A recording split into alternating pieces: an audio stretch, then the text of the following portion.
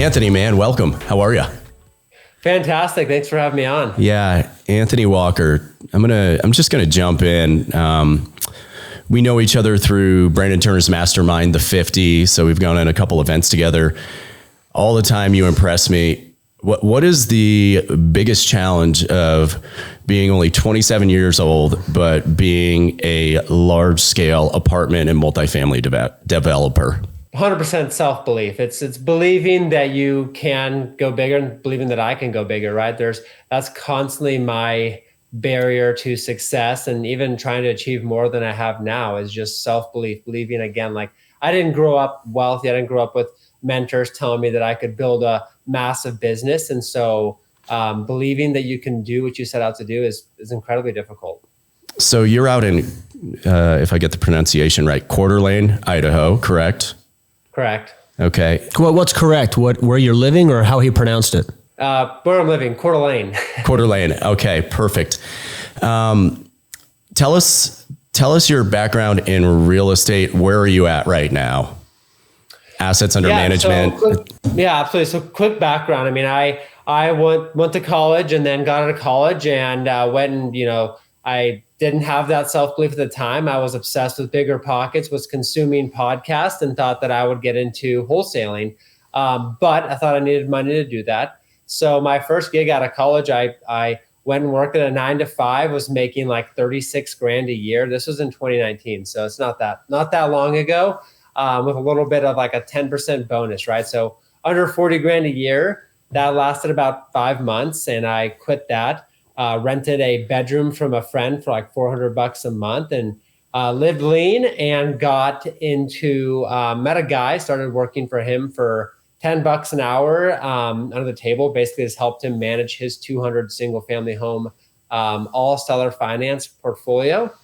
And then from there learned about what real estate agents did. And that's where I first kind of found success. I spent the first 2.5 years of my real estate career just grinding, door knocking, every possible thing I could do to get a lead, and ended up getting to top 3% global and Coldwell Banker and just selling a lot of real estate in that time. And the same time partnered with my now business partners and became the third owner of Cornerstone Commercial Investments. So that's what I do full time now. We're a multifamily development an acquisition company. We are a syndication company, raised capital to do so.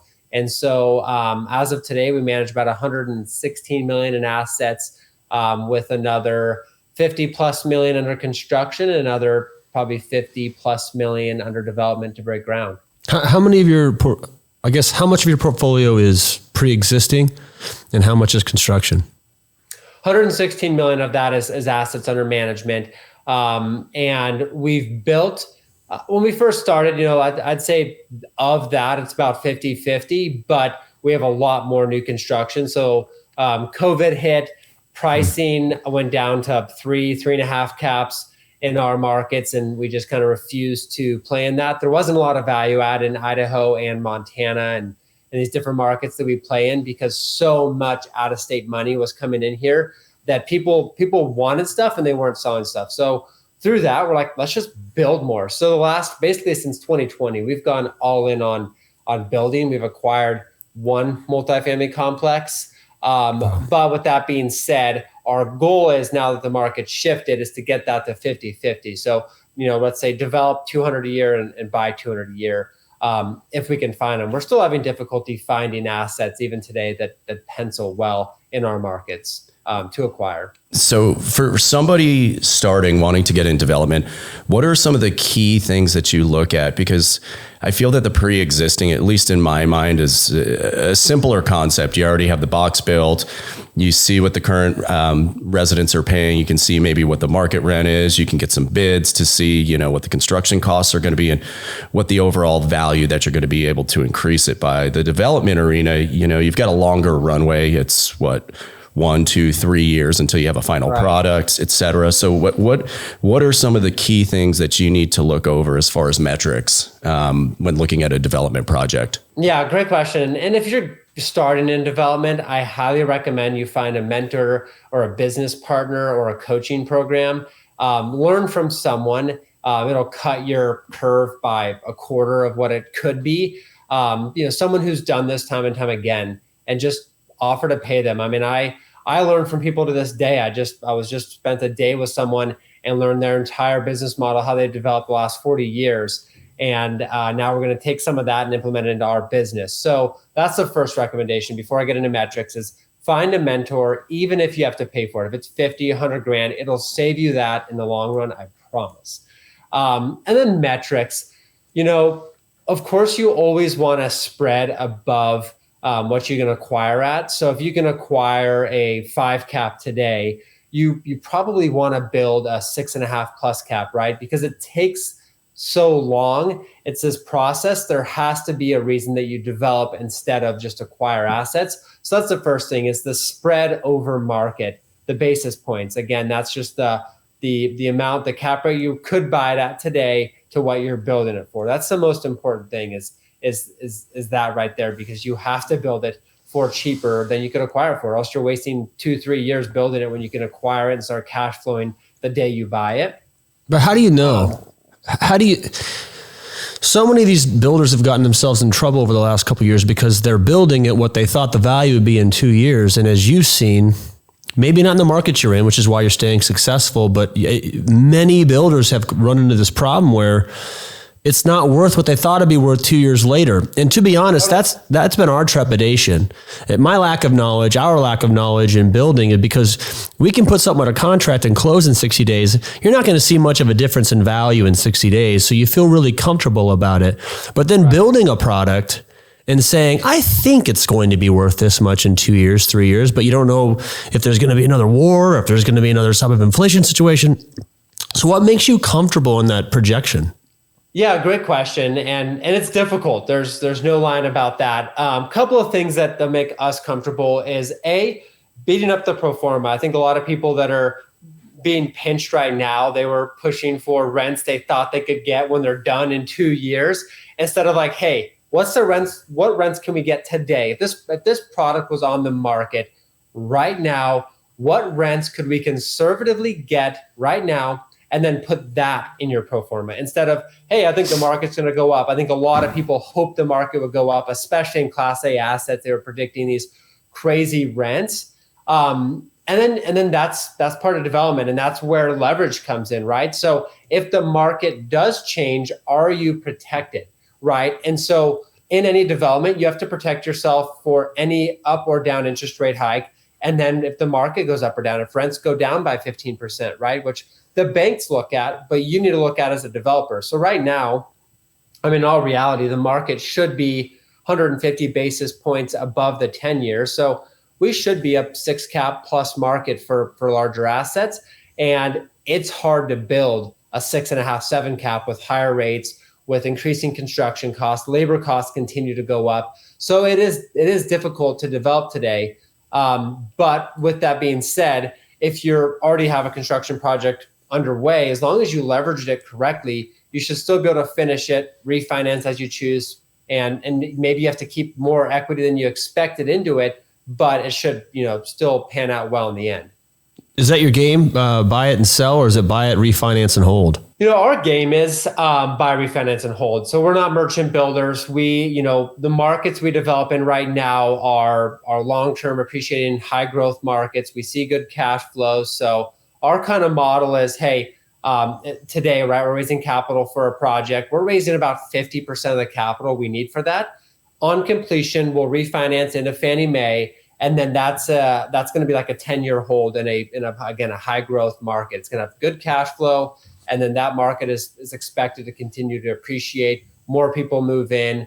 Our average rents are like $1,650 a month, which is pretty affordable compared to the rest of the state of Idaho. And so as that market catches up to the rest of the state and kind of performs better, it has a lot more amenities and natural beauty. I think this location will actually increase higher than those. It'll do very well for our investors. But that's a speculation. And so we always look at it as, hey, does this product pencil well today? And if it just appreciated at the 3.2 that Fannie Mae asked for, will this asset still perform well? And the answer is yes. So we don't speculate, oh, this is going to increase by 50% over the next 10 years. Nope, we just underwrite it to Fannie Mae standards, and anything that is above that is just cherry on the top for our investors. Yeah, I love hearing that. That's how we underwrite as well. I've seen so many people get in trouble underwriting saying, well, 3 years from now, we're expecting a population growth in this area and we think rents will go up 10%. Like our game plan is typically, it's going to take, we're buying pre-existing, but our game plan is we're buying something right now that we think should be renting at X, and we're giving ourselves 3 years to even get to X. So that means we're not expecting X plus 3 years of appreciation or on the rent value. We're literally saying, give us 3 years to get it where it should be now. That's kind of our conservative approach. But it sounds like you're doing the same thing, which is really smart. Right. And what's difficult about our markets too is we do play in smaller tertiary, secondary markets right now. And as we expand our company, and the issue we face is if we want to expand our portfolio, if we want to have 500 or 1,000 units in these separate markets that we invest into, you can't buy units quickly enough to kind of amass a portfolio there. The only real way to manage a large portfolio in these markets is to build them. So the other coin is, hey, if we could buy an asset, we certainly would. But if we can't, and we want to own in this market as it appreciates, as it grows, we're almost forced to continue building. Are you using local debt and then converting into agency after the CO, or what's your kind of financing approach? Because like I said, we've been looking at some of this. We're actually building in 2 different locations right now. It's just a different approach that we're not used to. I'd be curious, I'm sure the listeners would be too. What's the financing route you're taking?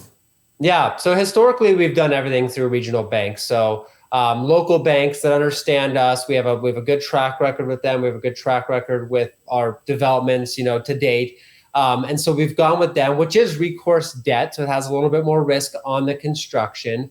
And right now, we just booked a loan last week, actually. They're tight. We got 57.5, basically loan to cost on that. And the rest is equity. And then once we're completed, lease stabilized, we'll move toward a Fannie Mae refinance. And right now, there's 5, 7, 10 year. We love the 10-year product if it's a long-term hold, but given high interest rates, we'd probably lock a 5% right now, hold that and kind of ride out the current market cycle we're in. Who's doing most of your capital raising?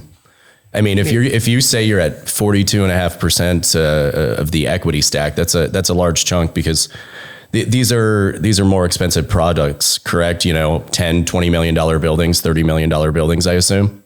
Yeah, our current development's 42.5 is our total project cost, roughly. Okay, and you said you're doing the capital raising for that?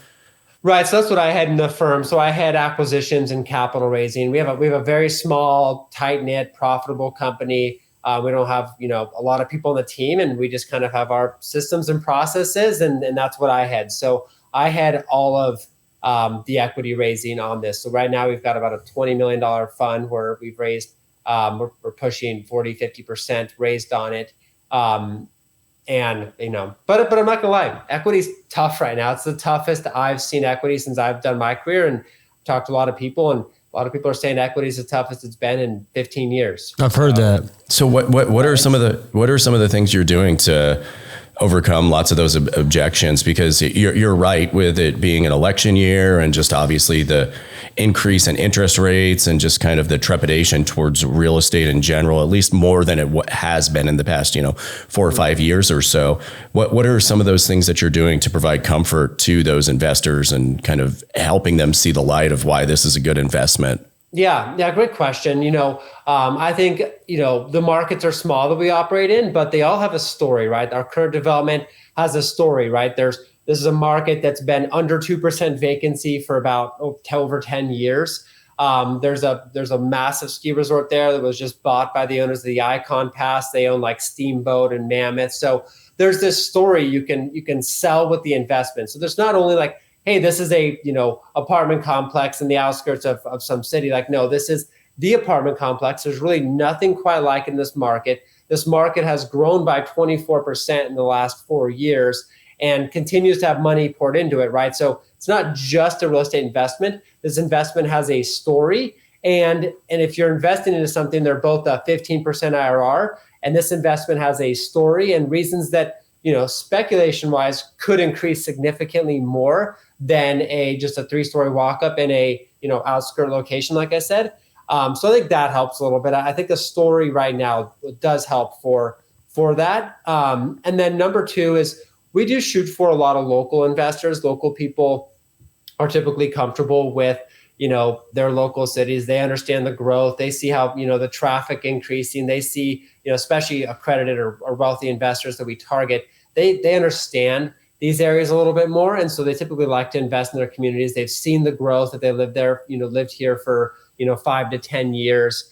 And then number 3 is, we may be raising a lot of equity, but we're also providing an equity shield, right? So we're fixing our debt as quickly as we can on the construction, or fixing the construction debt up front to help secure it. And then with debt so high, the equity makes for, better cash on cash return on completion. And then again, it's just, we're protecting at a certain point, we are protecting their equity instead of just like, getting a senior debt and then pref and then equity. A lot of people are in trouble right now because they can't refinance, or that equity is now gone because it's not worth, a 6.5 cap like they were supposed to, and refinance and pay off that pref. That doesn't exist right now for a lot of people. And so our investment is, again, just very risk adjusted, which to the right investor, they really enjoy. How are you finding the investors? I mean, we've raised, I guess, close to 70 mil. And I'd love to say it's just me and Colin having 100 million coffees, but it's been through partners. We have a great capital raiser on our team. It's been through some other co-sponsors. So it's not all us, but it's a lot of money. And I do agree things are slowing down a tad bit, but we're still doing a good job of raising. I'm curious how you've been able to do it. Are you advertising on social? Is it through masterminds? Are these large check writers or minimum check writers? Yeah, great question. And I should preface it, I may be in charge of raising capital at our firm, but I couldn't do it without my business partners and our team. I mean, we're all, to an extent, always talking about it and telling people, telling friends and family, telling everyone we possibly can, right? So I vet those leads and I help them through the investment process. Then I have Sarah on my team under me who helps with the documentation. But I do want to preface it, like, we have a very core commitment to, like, we're all always, talking about raising money, as I'm sure you guys are as well. But the first, so we've raised about, roughly 55 million. And the first 50 million came from strictly word of mouth, referrals from investors. Our first fund was like 1.5 million and had like 20 investors, right? That's great.